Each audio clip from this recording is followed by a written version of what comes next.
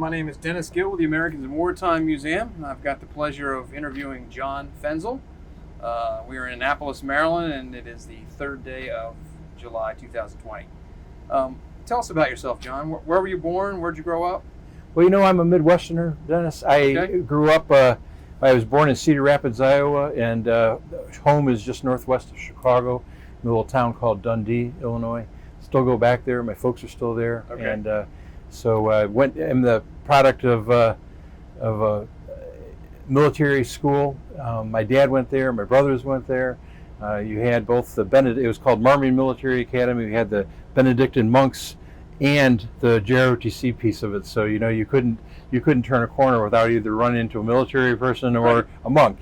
So they kept me straight. Right. But that had a pretty formative influence on me because it really kind of taught me, and I already had these kind of ideals watching my grandfather, my dad, both veterans as well, my uncles veterans.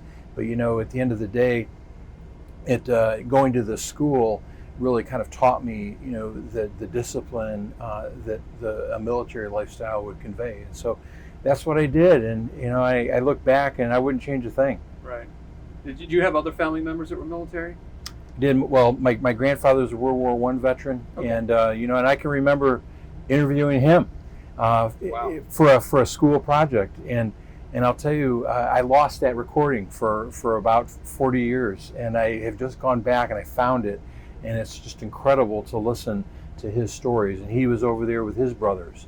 And, of course, this was 102 years ago. They came back and they faced the Spanish influenza, the pandemic influenza. So here we are today in 2020 facing another pandemic. Right. But they had their own experience. And, but listening to those stories were really my formative influences, I have to say. And my dad came in right after, during the Korean War, and after World War II, he was there with the Army of Occupation in Germany. So once again, great stories that I was able to listen to, and it was part of really our upbringing. It said, I don't care what you do, but find some way to serve and find something that's larger than yourself to be a part of. And for us, that became the Army. Right. Why did you decide the Army? You could have gone to the Air Force. Well, it's funny, and I haven't talked about this for a while, but I remember I was in school, and I just wanted to see if I couldn't get an ROTC scholarship, and of course I didn't really have the grades for that, but I said, what, I'll try anyway, and right. And I said, I'd love to be an aviator, and I'd love to be able to fly for the Marine Corps. So I had my physical, and in the midst of it, they pulled out those dots that were the color blindness test, and I went through every one of them, and he said, well, you failed every single card. You're officially colorblind. He said, you can't fly. And I said, well, I guess that leaves the Army for me, and I really wanted to be go and try for Special Forces. And if you want to jump out of an airplane, their only requirement was to be able to see two colors, vivid red and vivid green. Right. So you can say, when to go out of the airplane and when to stay in the airplane. So I was able to do that at least. And so, the Army, it was kind of by default, but also it's somewhat of a tradition too within our family. And my brother's in the Army as well. My uncle was a formative influence for me. He was a Vietnam veteran. He was in the Army. And so we're an Army family in many regards. So when you decided on the Army, you knew pretty much exactly what you wanted to do. I did. It's funny because I remember, I think it was in 1967, they had that John Wayne movie, The Green Berets. Right. Remember that? Right. And I said, that's what I want to do. And in fact, I went off and I got one of those bumper stickers from it said, Special Forces on it, and I put it on a mirror. And in fact, if you go back to my parents' home today, you'll still see that mirror there with that bumper sticker. Wow. And it, of course, it turns out to be nothing like the movie, but that was really the influence for me and the impetus to do Special Forces. And so eventually I was able to do it. Tell us about basic training. Where'd you go to basic training? Well, back then in ROTC, I was at St. John's University, and after your junior year, they sent you off to what they called advanced camp, and now it's called, I think, BOLIC. It might be called something else, but they that for me was at Fort Lewis, Washington, and this was right after Mount St. Helens blew. And so when I arrived, there was ash all over the place. And it was for about I would say a good month where you went through all of your kind of basic training that they expect you to know. And of course, then I really didn't know much of anything. So it was literally, I was a clean slate, and I was able to acquire those skills. It's what you learn also is that that training isn't the same as the training that you're going to get on the job. So Right. you just have to get through it. And so I was able to do that, and was able to actually, because of that JROTC experience that I had in high school, able to be commissioned 2 years earlier. So at the time, I was one of the youngest second lieutenants in our Army. I was 18 years old, and almost 19. And so it was something else. But I look back and I realize how much I didn't know at that point as a young second lieutenant. Probably more so than any other second lieutenant. Right. So. What's the training like to become a Green Beret? Well, once again, I entered this without really having any idea of what to do. I'd come into the Army as a chemical officer, which was the ultimate irony for me, because I had tried to get on active duty. They said, no, you're going to go in the National Guard. I said, no, that's not what I want to do. I want to be on active duty. And finally, I was able to get my orders, and it had this little code on there that said 74 Alpha. And I said, what does that mean? Report to Fort McClellan, Alabama. Right. And then I found out that meant Chemical Corps. But the great irony there is that the only class that ever failed in my entire academic career was chemistry. So, I did it for my first duty assignment was in Germany with a multiple launch rocket system battalion. It was the only one that was stationed in Europe at the time, right at the height of the Cold War. Right. And and our job was to go out onto within 2 hours out the gates and heading over to the Czech border. And we did that. We were very good at it. We had a battalion commander, Lieutenant Colonel Lester C. Stearns, Butch Stearns, still in touch with him. And he was as disciplined as they came. He was a Vietnam veteran and a combat commander, and he knew what it took to train a unit. And so Right. that was a tremendous influence for me, and he was a great mentor. And but the minute I got back, I applied to go into Special Forces, and Right. and so I did. Was able to get accepted to go through the second class of what is today called SFAS, Special Forces Assessment and Selection. It's a 3-week course, and I didn't know what to expect, but you're injected into a kind of a sleep deprivation environment. It's all about creating some stress for you, and you're thrown into both individual and team tasks. And with these team tasks, you're actually given a 12-man Special Forces team, not a real Special Forces Right. team, but a student team. Yeah. 11 other guys, and at least during one part of that week, that team week, you assume a leadership position. You're a platoon sergeant, you're a team leader, you're something. Okay. And team sergeant, I should say. And oh, by the way, you're carrying unbelievable weights. You have the weight that's on your back. You have a rifle. You've got all your water that you're carrying, and then you're carrying these sandbags, or you're carrying these ammunition cans that are filled with concrete, and there's a great incentive to quit. Right. But you're a team, and there are many times when you do want to quit. In fact, I did want to quit, and I can remember somebody right next to me quitting right before I was about to, and I said, you can do it. And so we were able to make it through that, and then you go through these really significant land navigation exercises all across the Uwharrie Forest. And if you make it through that, they don't tell you what the standard is. They just say, do the best you can. And so my goal was really to be able to finish within the top third every time, and I knew if I was finishing in the top third that I was doing okay, even if I didn't know what the standard was. Right. And then they put you into a formation. If you haven't quit, then they say you're either selected or you're not selected. And so that's, I was fortunate to be selected, and then they send you through the Special Forces qualification course, which is about 6 months long. And that's also at Camp McCall, right outside of Fort Bragg. Interestingly, Camp McCall it was our World War II airborne base at the time, where we trained paratroopers. Right. Right. So the funny thing about this is, and we can fast forward a little bit, but I can remember going through all this and going through the Q course and actually getting my Green Beret and saying, I'll never have to come back to Camp McCall again. And then when it came time for my battalion command, they said, you're going to command the battalion at Camp McCall. So, you never know. That's really the lesson is that the military, it's never a linear path. It's very circuitous. And through that, you gain some just unbelievable experiences. Right. What is the job of a Green Beret? How's that different, say, from an Army Ranger or Navy SEAL? No, it's a great question because, we're all in the same gene pool. Right. When you talk about the kind of the special operations community, we're part of that community. But special forces, specifically Green Berets, focus on a number of different missions. But what we're really known for, and we really take great pride in, is the unconventional warfare mission. Right. What is that? That is where you go into another country and you train an indigenous force to help them help themselves. So you train them on military tactics. You train them on equipment, whether it's weapons or hand-to-hand combat, whatever it might be. But basically, train them to be able to defend themselves. And our motto is "De oppresso liber," to free the oppressed.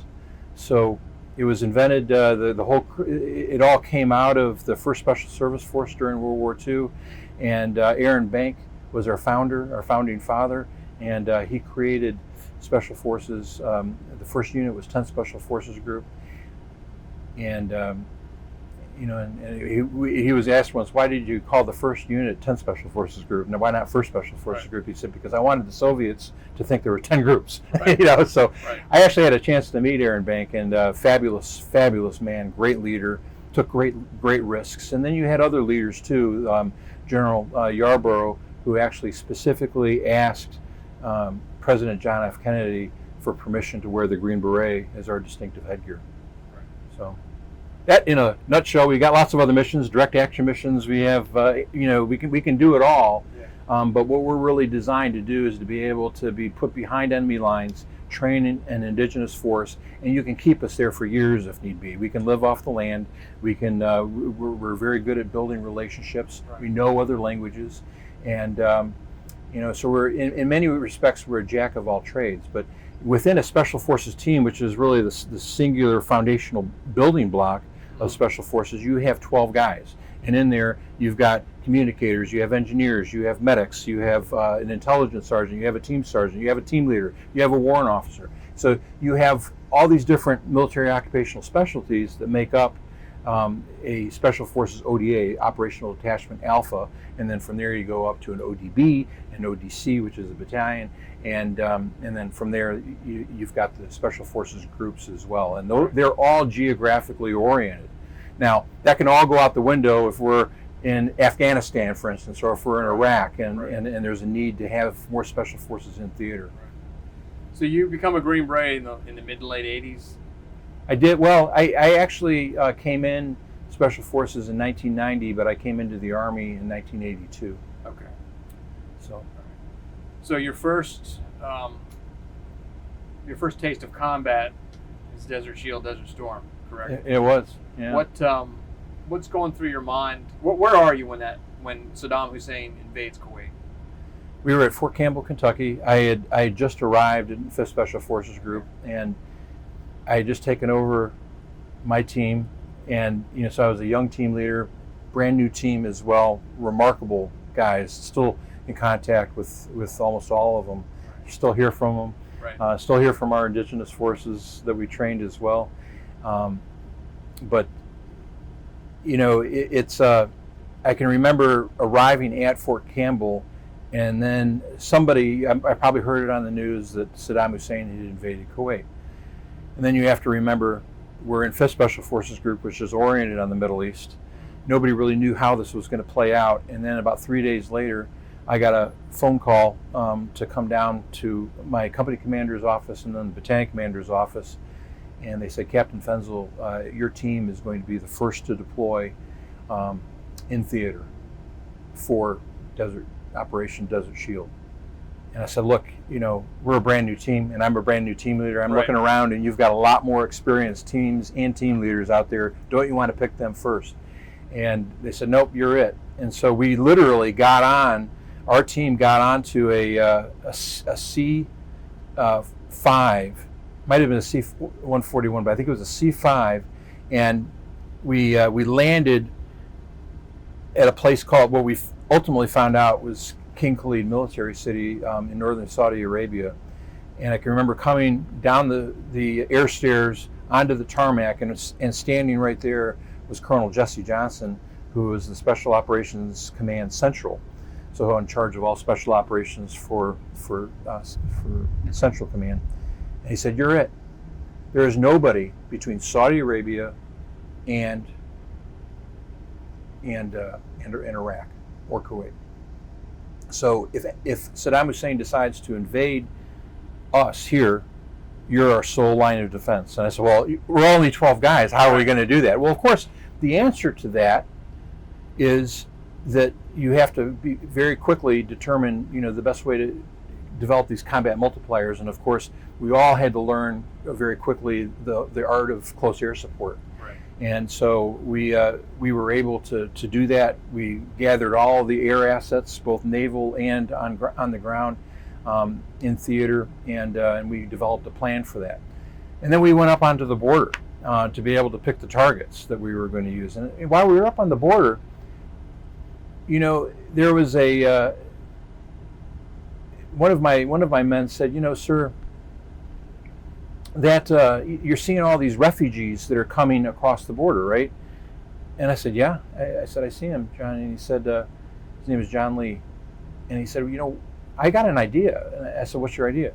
He said, why don't we train them? Why don't we equip them?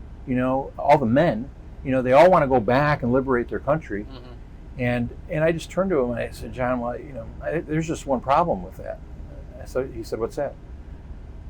And I said, I didn't think about it, And so we did that. It actually had to go all the way up through all the command channels, up through the Pentagon, I think maybe even the White House, and they gave us permission to start training this initial battalion, this Kuwaiti battalion, and then more battalions were created as well, and more brigades, right. And so that became our mission. It was the first and the only unconventional warfare mission for Desert Shield and Desert Storm, and we did that. And my counterpart was a Kuwaiti lieutenant colonel. He's a retired 3-star now. I still hear from him at 2:00 in the morning. John, how are you? Big guy, 6'8". He was served on the Kuwaiti volleyball team, and he said, "We're going to do this." He said, "We're honored to have you." And it was somewhat of a very symbiotic relationship. Sometimes competitive. He would get 2 RPGs. He'd say, "John, you will shoot the RPG." And I'd never fired an RPG before. My weapons guy had, Bobby Wolf had, and I said, Bobby, I got 700 guys who are all watching me try to hit this. He goes, "Yep, if you miss, we're out of a job." So I said, "Well, give me a quick class." He goes, "I'll do it, and you'll hit it." I said, "Well, there's another problem." I said, I'm right-handed." He goes, "That's great." He goes, "That's what you need to fire an RPG." I said, "Yeah, but I'm left eye dominant." He goes, "Well, that is a big problem." So they took this patch and they put it on my right eye, and so I could just see strictly through my left eye. Taught me how to do it, and Colonel Ahmed had already hit the target 300 meters down, and then when it was my turn, I pulled the trigger, followed all the directions, and hit the target as well, and there were massive cheers. So those are the types of things that you run into that they don't even really teach you in the Q course, but there are other things too that they taught us in the qualification course that I thought were ridiculous at the time. For instance, the last exercise during this exercise Robin Sage, largest unconventional warfare exercise in the world, North Carolina, South Carolina, and they said, "Look, you are the team leader. I am the guerrilla chief, and we're going to get along great." And then about 45 minutes later, he had a 45 in this prisoner's mouth, and I had to talk him out of executing this prisoner. Right. And I thought, how ridiculous is that?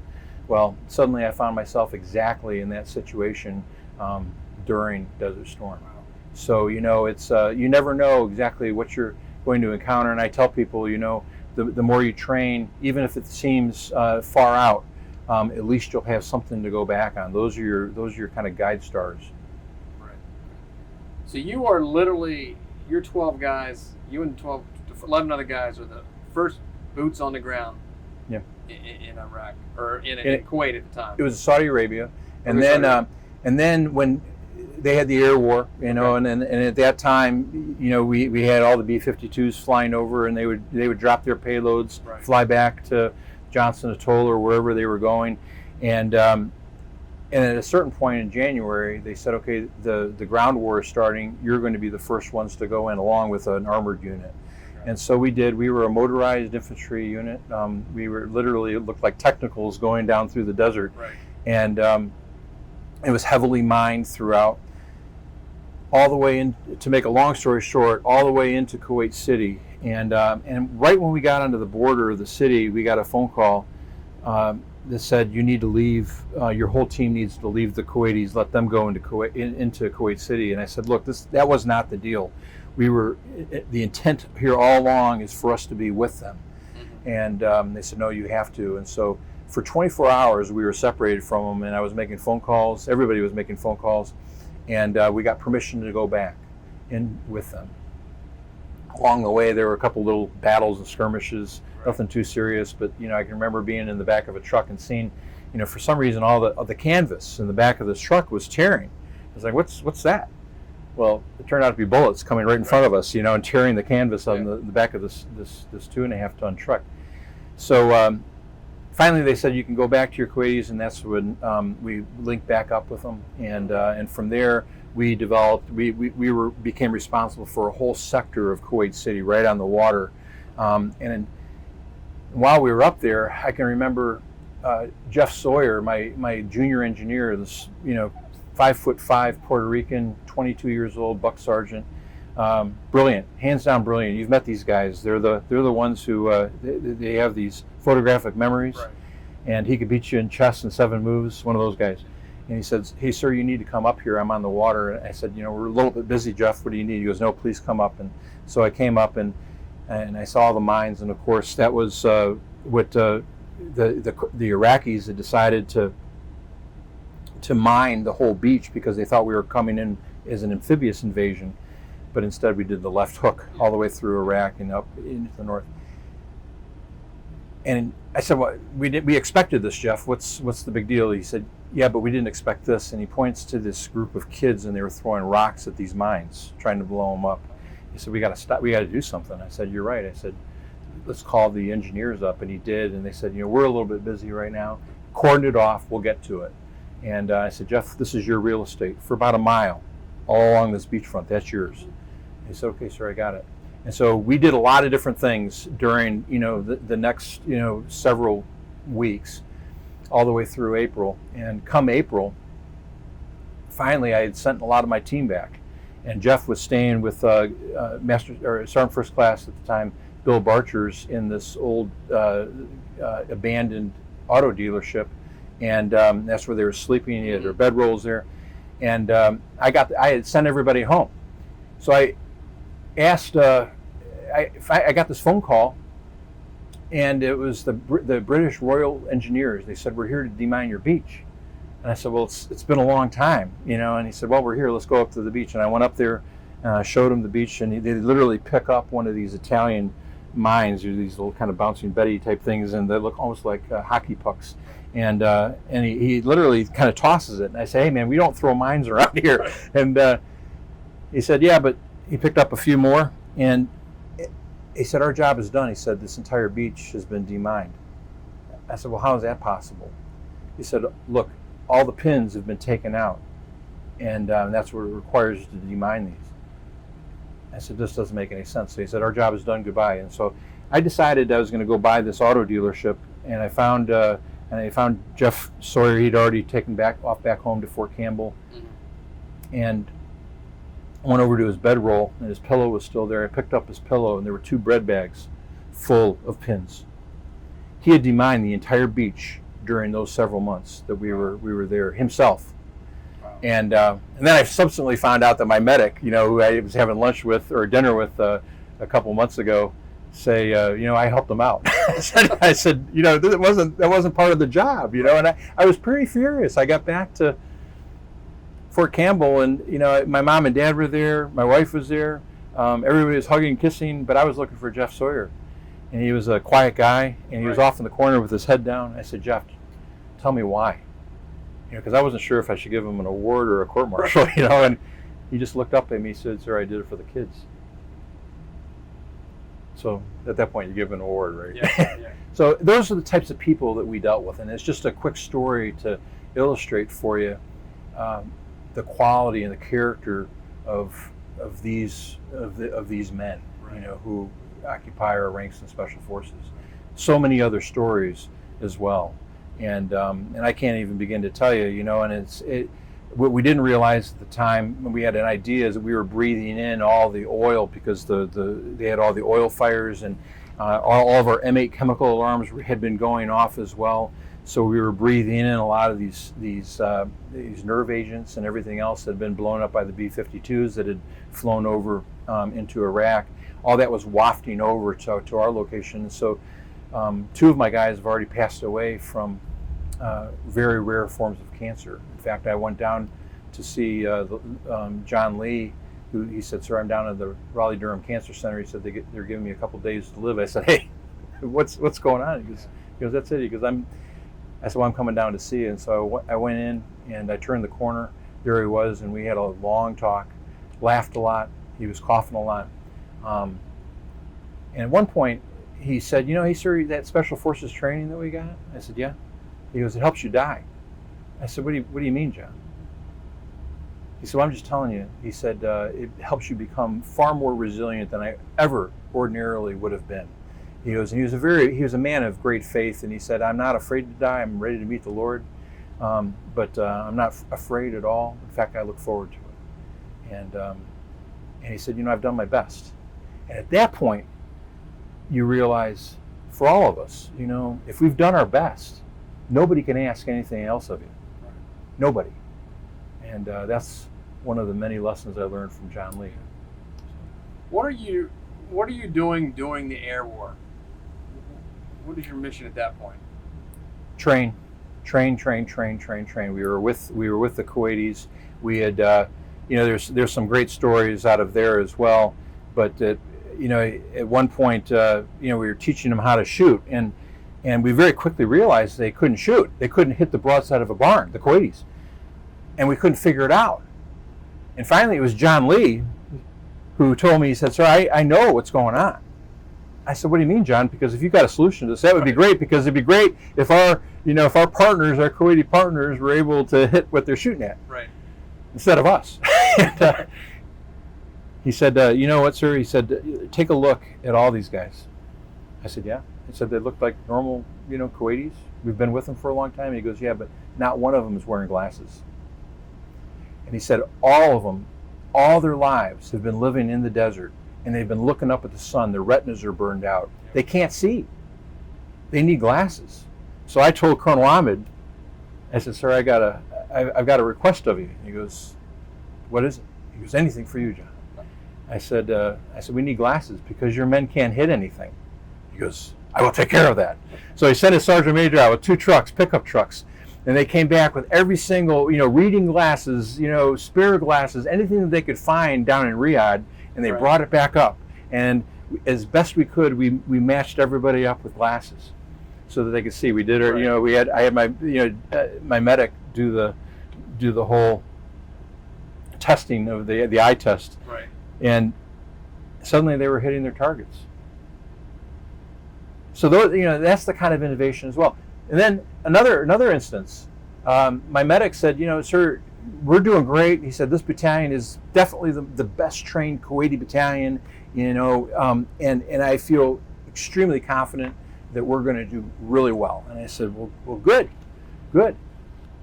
He said, "But I got a problem, and I think that we ought to be able to talk about it and see if we can't fix it." I said, "Well, what is that?" He goes, "Well, we don't have any first aid kits. We got the basic one, but what happens if we really get shot up and we have mass casualties? We don't have bandages. We don't have all the supplies that we need for this." And I said, "Well, what's your solution? You've given me the problem." Right. He goes, "Well, He said, one way that is pretty blood absorbent are maxi pads. So I got Colonel Abbott. I said, sir, I have another request for you. He goes, anything for you, John. I said, we need bandages. He goes, I don't know where to get bandages. I said, well, I have a solution for you. He goes, what is your solution? I said, maxi pads. And oh my God, the whole tent just started laughing, And he sent a sergeant major out with 2 pickup trucks, and they came back with truckloads full of maxi pads, and that became our method to handle mass casualties. Right. So it's that level of innovation, and that's really kind of. There are many other stories, but it's that kind of thought process of being able to think through unconventionally what the problem is and what the solutions might be that can at least mitigate against a pretty serious problem, and all those things prove to be very useful. Aside from being blind through no fault of their own, did you find the Kuwaitis to be competent? Yeah, it's all a function of how. It's all like anything. It's all about leadership. If you have effective leadership, then everything else below will work out well. If you don't have good leadership at the top, if your counterpart isn't effective, or if there isn't a great deal of trust there between you, then it won't work out. And at that point, it becomes much more of a risk than an asset. And I can remember at one point, one of the Kuwaitis telling us, sir, there are a lot of Iraqis here in this battalion. I said, well, I didn't know that. He goes, oh yeah. He goes, and they don't like you very much because you're going up against their people. Right. I said, well, why are they in this unit? And he goes, because they're either infiltrating or because they need a job. And I said, well, here's what you tell them.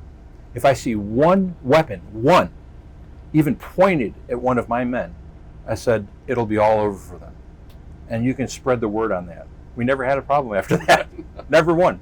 So, there are different ways to, and sometimes you're doing it on the fly. Sometimes it's a very deliberate process. It's a combination of that. But during that whole period of the air war, that was our time to train. And we trained, and there was never any days off. And we were doing reconnaissances. I can remember being up on the berm of this of the border of Saudi Arabia and Kuwait, and we had gotten up there to look with binoculars, and suddenly we started getting shot at. But we got a pretty cool photo out of it. Right. But those, because they were right up on the border and they were ready to come across. Saddam Hussein wanted the oil, right. And wanted to be able to control as much of the Middle East as he could. How much notice are you given that the ground war was going to start? Not a lot, and in fact, it's funny because we found out about 2 days beforehand that the ground war was about to start, and then we found out about 12 hours in advance that we were going to be the first ones to take our Kuwaitis through, and then I can remember as we were there with our Kuwaitis in Kuwait City, there was a reporter that had asked President Bush if we had any Americans actually in Kuwait City, and I can remember him saying categorically there are no Americans in Kuwait City, and I can remember, well, where are we, at that time. So there weren't a lot of us there at all, but we were able to really garner a lot of good intelligence. Mm-hmm. But then also the other piece of this too, which was a bit tragic, is that I was, because I was one of the ranking, as a captain, was one of the ranking Americans in Kuwait City. They wanted to bring me to see every site where there was an atrocity committed. And so I was literally led to these houses of rape, or pools that were filled with bodies, and we have a good way, especially men, I think, but just soldiers in general have a way of compartmenting things. So you do it, you see it, you report it, and then you move on. But what we don't really realize is the effect that it can have on you personally. And I used to dismiss this whole phenomenon of post-traumatic stress until about 3 years afterwards. I was in Pakistan. We were the first ones to lead an American deployment into Pakistan since like 1954. And they asked us if we would speak about Desert Shield and Desert Storm, much like I'm doing with you right now. And I said, well, sure, would be happy to do it. And I can remember standing up on this podium and talking about our experiences. And in the midst of it, all these pictures of atrocities started flashing in front of me in Technicolor, all these images, as if it was a movie. And I literally didn't know where it was coming from, and I said, look, I've got to stop. And luckily I had one of my guys who could stand up and was even better briefer than I was, and he was able to take it over. But it really demonstrated for me that, you know, wars of any kind will take a toll, because especially with everything that you see, everything that you smell, the effects can be long lasting. And much like with John Lee and Bill Barchers, who are not with us anymore because everything they're breathing in, well, you also have those experiences that you're internalizing as well. And so it's this whole post-traumatic stress is a real deal. I'm a believer, though, in making those work for you so it becomes post-traumatic growth. Right. So, what's the takeaway from Desert Storm for you? yeah, it's a great question. You know, there are a lot of different takeaways, but I would say probably singularly the biggest takeaway for me was trust your men, and trust that they're going to do the right thing. Establish that trust, so you have a level of trust that can't be punctured, is unassailable, and is absolute. And if you have that, you won't have to worry about what they're doing, you know, miles away, because you'll know that they're doing the right thing. But if you don't have that level of trust, then you're going to have to go back to the drawing board, and you're going to be all over the map trying to figure out what's happening. But that level of trust it's a key element of leadership, but also it gives you that peripheral vision that you wouldn't ordinarily have. And we had such, you know, the scope of our mission, the span of control that we had. There's no way that I could have done it without my men, without those other 11 guys on that team. They were the best at what they did, and to this day, you know, it's anytime, any place. Anything I can do for you, I'm there for you. So, when did your deployment end? Mine, personally, I started sending back guys, I want to say in March, but I finally came back in April of, what year was that, 1991, right? 91. Yeah. So, yeah, you know, and it all, you know, and you come back, you know, and then you have to kind of move on to the next crisis or the next event. But that was really a seminal event for me, and something that I'll always remember. What's the next crisis? For me? For you?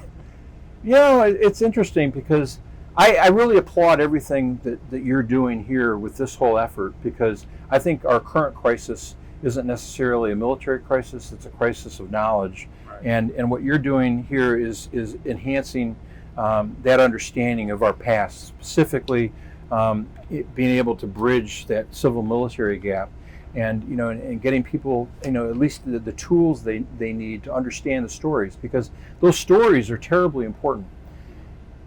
If we're not teaching our kids these stories and giving them the right stories, then what stories are they going to hear instead? Yeah. And so that's really my concern. And if you ask me what's our next crisis, we're in the middle of it right now. And I hope that our schools, I hope our teachers understand how important that history is.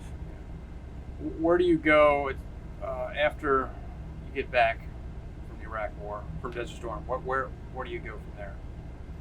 There's some downtime, I'm assuming. Well, there was a little bit of downtime, and then you realize, you know, that you're no longer, you know, you used to be the governor of Kuwait, and you know, at least your portion of Kuwait, and you were in charge, and you pretty much had all the latitude you need. But then suddenly you're back, you know, in your team room, you know, and that's the only latitude that you have. Yeah. But you know, it's you know, I took command of another Special Forces company, a service company, and then right after that took over a line company that had 6 Special Forces A teams. Mm-hmm. And you know, and as I had alluded to, we had brought back we had Americans into Pakistan for the first time. This was 1994 and 93, I think, and we were the first Americans to be back in Pakistan. And with those relationships, those really set a solid foundation for what would later become the war in Afghanistan, and our relationships with all of them.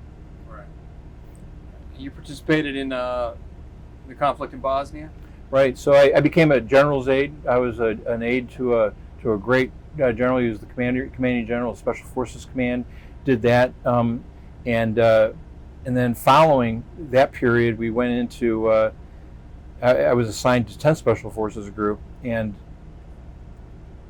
at this time, this is when Bosnia and the Balkans was blowing up, and so I was commanding a company at the time. We brought all 6 of our teams into Bosnia, and we spent overall, I think we were there for probably about 4 different 6-month deployments. Sometimes they're up to a year long. How was, if they were, how were things different between what you did in Kuwait and what you did in Bosnia? Well, dramatically different because, first of all, you're in a different part of the world. Right. There are some commonalities. You still have the level of hatred that's causing, these kind of rival factions to go at each other's throats. And so I didn't know much about Bosnia at the time. I knew more about the Middle East than I ever knew about Europe. And typically, in Special Forces, you kind of stay in your geographic area. As a team leader, I would have expected to stay in 5th Group, but then they sent me to 10th Group. And I think it was because I had an understanding of Russian. But 10th Group was focused on Europe. So the first thing that I did was I started reading books, as many books as I could get my hands on about Bosnia and about the conflict, dating back centuries. Right. One name kept on coming up the entire time. His name was Nasser Oric. And so the first thing that we did when we stepped foot in country is I told my guys, I want to hire a language assistant, somebody who can speak this language flawlessly. And we interviewed lots of them. The guy that we hired, I'm still in contact with him. He lives in Austria. His name is Damir Mezic. We called him Chuck. And Chuck had this unique ability to be able to speak without an accent, and using the same dialects as Croats would use, as Serbs would use, as Bosniaks would use, and so he was just thrilled to have a job. And I said, Chuck, I said, I have your first mission. He goes, I'll do anything for you, sir. What can I do? I said, I want you to find somebody for me. He goes, I'll do my best. He said, who is it? I said, Nasser Oric. And his whole complexion turned this ashen white. He goes, you want me to find who? And he said, he doesn't talk to anybody, and he's very hard to find, and especially Americans. And I said, well, I need you to find him. Tell him I'd love to meet him. Just meet him. So he came back a week later. He said, I found Nasser, and he's willing to talk to you.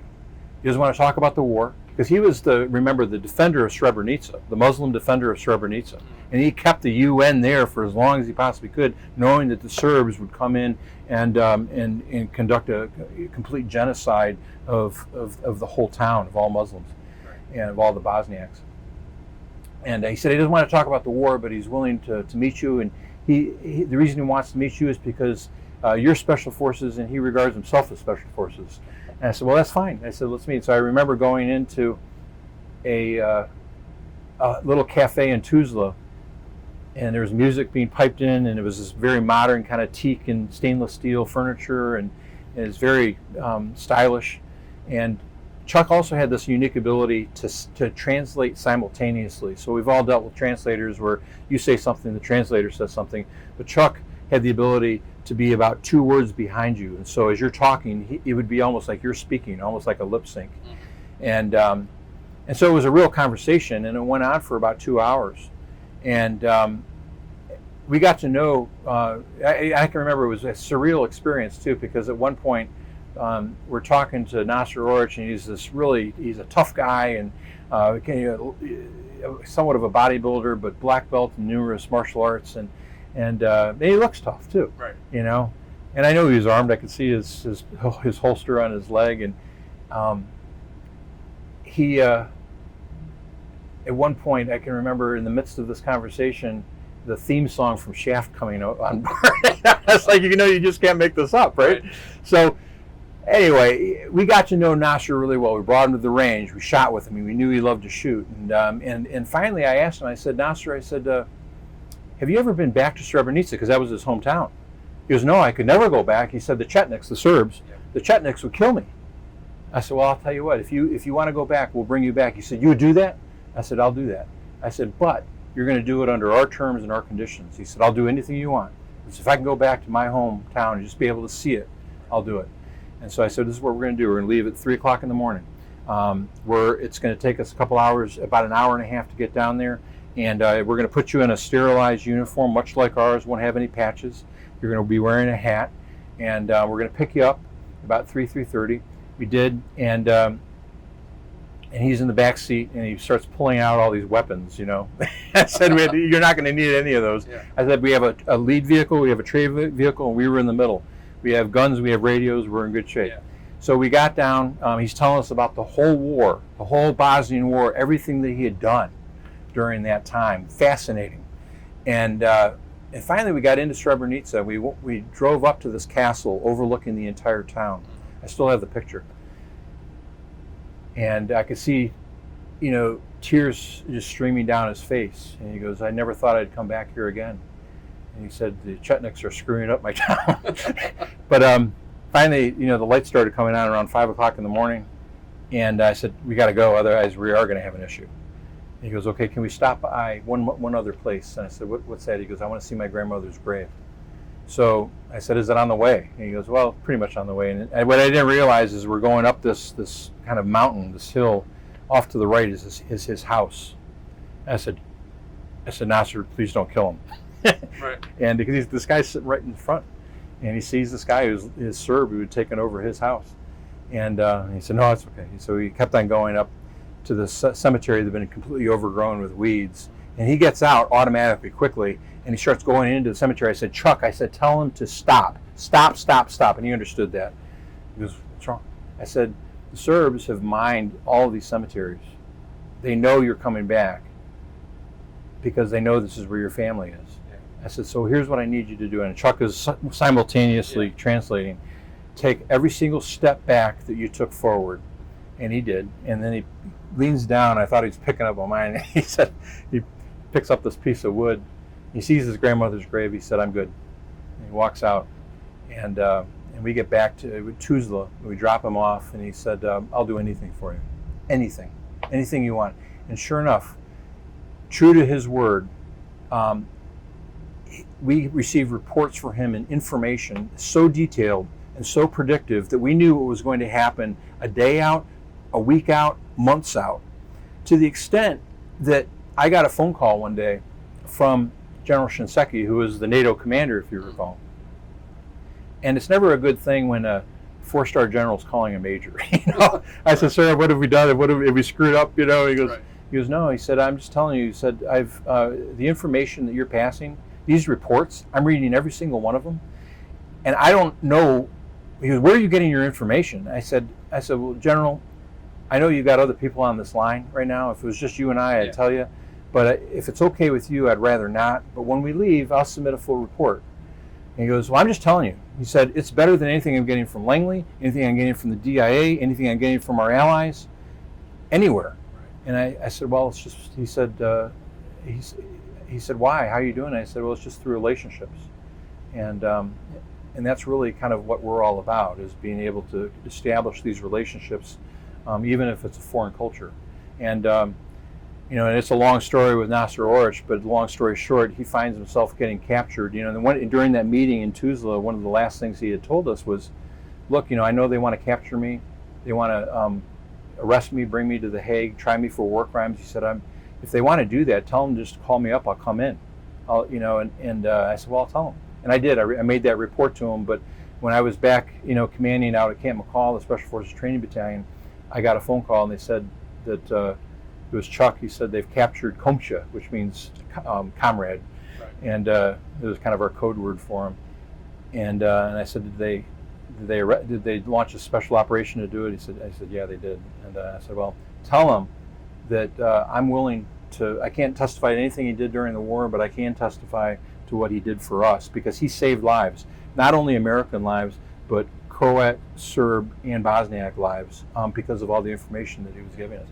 And so they flew me incognito with an alias and everything else, and I never really realized all that's involved. But I checked in under an alias and was on a plane with an alias and a passport, and during this, it was kind of like a star chamber at The Hague, and you had the prosecution over here, you had the defense over here, and then up in the stands was Nasser Oric, flanked by his security guards.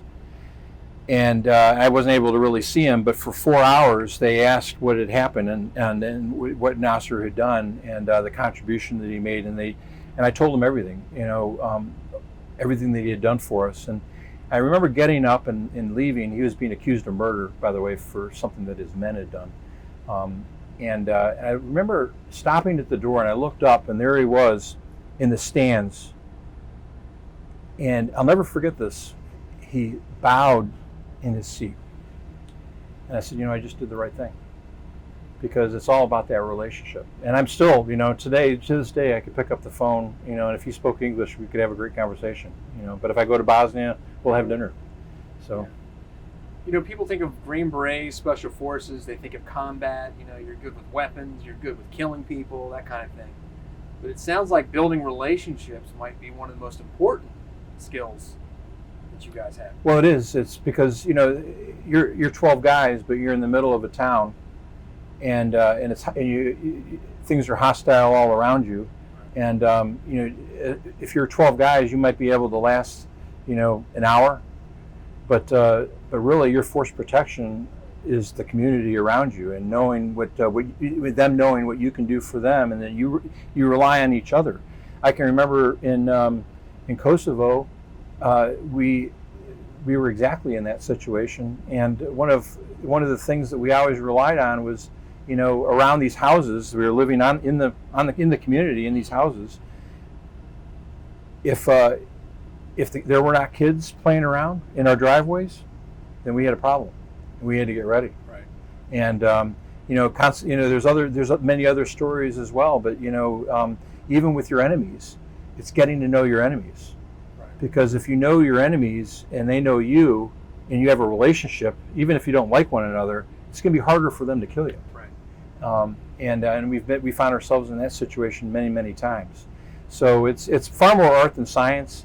It's not something that really can be readily taught. It has to be really experienced. And the good news is that after you're done with this 20 or 30 years, you still have those skills that you can apply to business, right? Or the nonprofit world or whatever. Let's fast forward. September 11, 2001. Mm-hmm. Where were you? I was in the old the Eisenhower Executive Office Building, otherwise known as the old Executive Office Building, right next to the White House. I was working on the Energy Task Force. I was the Director of Operations for that. We created the first energy policy for the United States. And it was around 10 o'clock in the morning, and I remember coming up on the elevator and someone's telling me that a plane had hit one of the World Trade Towers. Let me stop you. What is your job at this point? I was the Director of Operations for the National Energy Policy Development Group. Okay. So the Energy Task Force. The Energy Task Force. And so I went in, and after hearing this news, and then we were watching the TV to see what had happened, because you're wondering how can a plane hit one of the World Trade Towers, and then we saw the other plane hit, and they said, "John, what's going on?" I said, "Well, this is obviously a coordinated terrorist attack." And so I walked down the hallway to the Vice President's, because I was on the Vice President's staff. I went down, and then there was a uniformed Secret Service officer right there at a desk, and I remember his name was Todd. And I said, "Todd, what are you hearing?" He said, "Well, I'm not hearing anything." And I said, "Well, I think we need to start evacuating this building and the White House." And right as I said that, the phone rang, and his complexion turned this ashen white. And I said, "What are you hearing now?" And he said, "A plane just hit the Pentagon." I said, "We need to evacuate right now." And at that point, everything, you started seeing guns coming out of walls and from desks you never thought were there. And it was a pretty orderly withdrawal out of the White House. I remember actually seeing them. I had just stepped into the West Wing, and I remember seeing them moving the Vice President, kind of almost carrying him down to the Presidential Emergency Operations Center. And then we all walked home. My brother was on the National Security Council at the time, and he stayed for 2 days down the PEOC, the Presidential Emergency Operations Center. So at that time, my next job, I already knew what my next job was, and that was to be the staff director for this Homeland Security Task Force. And so right after 9/11, we came back, and this small staff that was being headed up by a 4-star admiral, Admiral Steve Abbott, got subsumed into Governor Ridge's Office of Homeland Security, which was really the Homeland Security Council within the White House. And this staff kind of grew over time. Ultimately, it became the Department of Homeland Security. I stayed with them all the way through the about June or July, and but during that time, it was event filled. I mean, it was just you never knew what one day was going to bring. But I can remember, going in right around December, and the nation, if you remember at that time, was always being ratcheted up on the alerts, but there was no system, and so you had FBI Director Mueller, you had Attorney General Ashcroft, both doing that, and then Governor Ridge came in, and they were more than happy to hand that off to him because they hated it. Governor Ridge suddenly inherited that. He hated it too, and I can remember there were a lot of threats at that time, and they were specific, they were corroborated, they were real threats, and they were serious threats, nuclear threats. And all he could do was say we're at a higher level of alert. And I can remember walking after that press conference, walking back through the West Wing with him, and getting over to his office, and he just sat down and he kind of leaned back in his chair, and I said, "Sir, we'll create a system for you, a system of public warning." He said, "You'll do that?" I said, "We'll do it. You have to give us a little bit of time, and we'll come back to you, right after the holidays with proposal." And so I remember going back to Chicago to my parents' place and working on their home computer, and that was really the foundation for the color-coded alert system.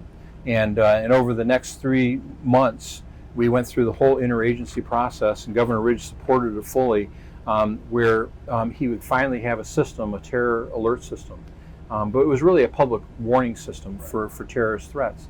And it wasn't my idea to attach the colors to it. Remember, I'm colorblind. Right. So, Right. But it was somebody else's. They said, "No, you got to have colors." And I said, "Well, if you do that, you're going to be the brunt of all the jokes." But at that point, we unveiled it. It had wide support, and it was a great system. And if you talked to the corporate world, if you talked to the Secret Service, any law enforcement agencies, they all said that we loved it because we knew exactly the state that we were in and what we needed to do. It was the media that took advantage of it, and so consequently now we have something that's a little bit more nebulous. There's no shape to our public warning system, but there were other things that we did as well. Over time, I think I drafted 6 presidential Homeland Security directives and executive orders, and it was a heady time. My last meeting was in the Oval Office. I can remember Governor Ridge saying, "Mr. President, Colonel Fenzel is going to be going to command the Special Forces Training Battalion down at Camp McCall, and this is his last meeting." He goes, "Do a good job," and but it was a 2-hour meeting. It was only supposed to be about 30 minutes. I get down to Fort Bragg, and we have the change of command. I assume command of this battalion, and I remember the group commander at that time says, "John, you need to come over to my office. We've got a meeting in there." And I remember it was a 2-hour meeting. This was the meeting right after the Oval Office. 2-hour meeting on the abuse of government gas cards. And I said, "You know what? I'm back down on earth. This is reality." Yeah. So it's all about your perspective. And if you take yourself too seriously, you're not going to get a lot done. Same thing in the White House. If you try to take credit for anything, it's not going to get done. But if you're willing to share everything and share the credit and assume all of the blame, you'll get a lot done. Yeah. And that's exactly what happened. Did the gravity of what was occurring and what that would lead to, did that enter your mind on September 11th? Did you know, okay, this is the beginning of something that's going to last years, decades even? Well, I think so. And it was just because of the gravity of the attacks. Nobody knew exactly how it all was going to play out, and at the time, leaving the White House in those immediate moments, we were all concerned about a plane that was going to be hitting the White House. Right. Of course, down in Shanksville, that plane was aiming towards the Capitol, and the plane that hit the Pentagon was aiming originally for the White House, but they couldn't find it, so they aimed at that 5-sided building. And the the irony there is that I was supposed to have a meeting in exactly that place that morning, but I had canceled it for whatever reason, by the grace of God. But a lot of friends were killed that day. You served under 5 presidents. Yeah. How did the military change from Reagan to Obama? Well, I came in during the Cold War, and the world changed.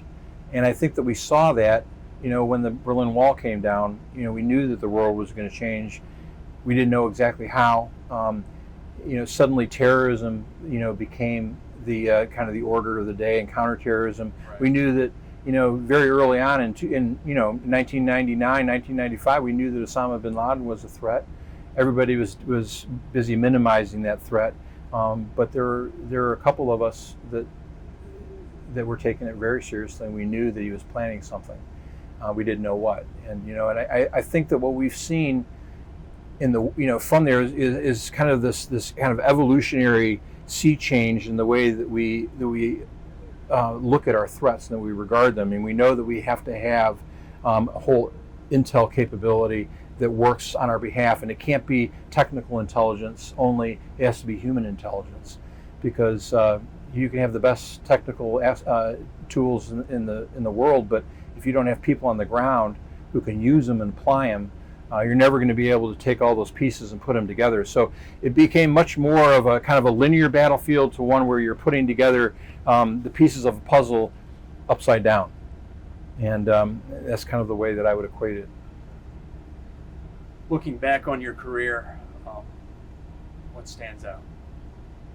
Just the people, it's funny because I still drive by the Pentagon. In fact, I picked up my brother there the other day, and every time I go by there, I say, I'm just glad I don't work there anymore, I had 2 tours there, and people say, I never want to be assigned there. Well, I'm glad I work there, because you're working with the best people. You're seeing tomorrow's headlines. But, at the end of the day, when you look back, what really stands out are the quality of the people that you're with, and you remember those people because they are the ones who made you what you are. They're the ones who gave you that unvarnished feedback. They're the ones who were there when things were really rough, and if you have that, you have this remarkable reservoir of strength that you ordinarily would not have, and so that's what I'm most grateful for, are those relationships. And it's not only American friends, it's Kuwaiti friends, it's Pakistani friends, it's Bosnian friends, it's all the people that I just mentioned to you. Those are the people that kind of helped raise you, if you will. Is there anything that you would change, looking back on it? Well, after a divorce, those are things. But you know what? Even those things, at the end of the day, you look back on, even the painful parts, and you realize, those helped you grow as well. So there's no roadmap to any of this. But if you have your principles in place, if you've been raised right, not just by your parents, but by the people that are around you, then you're going to do okay. And it's because really the power that you have is not reacting to events, but being able to responding to various conditions around you. So I wouldn't change a thing, no. As has become abundantly clear in 2020, our education system is lacking. Mm-hmm. People's understanding of history, if there even is an understanding, is skewed. The mission of this project is to take stories like yours and preserve them for future generations. I don't know, 100 years from now, somebody might watch this video, might watch your interview. What message would you want to send them?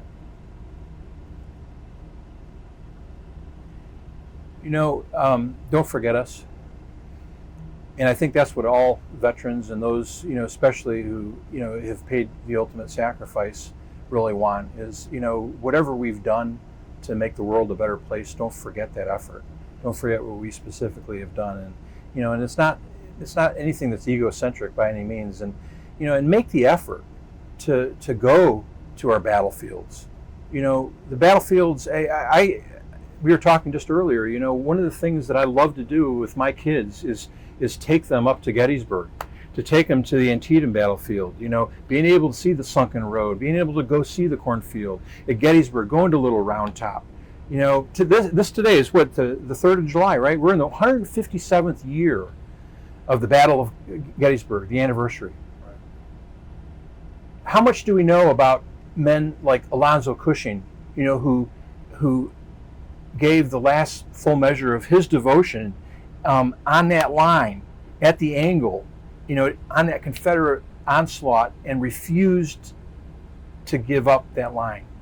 And as a result, we have the Union today. How many of us have been to Normandy? How many of us have been to Bastogne, where they had the Battle of the Bulge? How many of us have been to Arlington National Cemetery? The stories, if you go to Arlington National Cemetery, behind all 400,000 plus gravestones that are there, there's a story. But how many of those stories do we know? So it's the stories that you're telling right now, and that you're securing, which are so important. And you know, there's so many different places to see them, you know, all over the country, all over the world. But it's just a function of making that effort. And I think that if we don't make that effort, then that's when we've truly lost. Well, on behalf of the Americans in Wartime Museum, I want to thank you first and foremost for your service. Thanks, Dennis. And Good thank to be you with for you. sitting down and telling your story. It's an honor. And thanks for everything you're doing. Thank you. Yes, sir. Thank you. Here.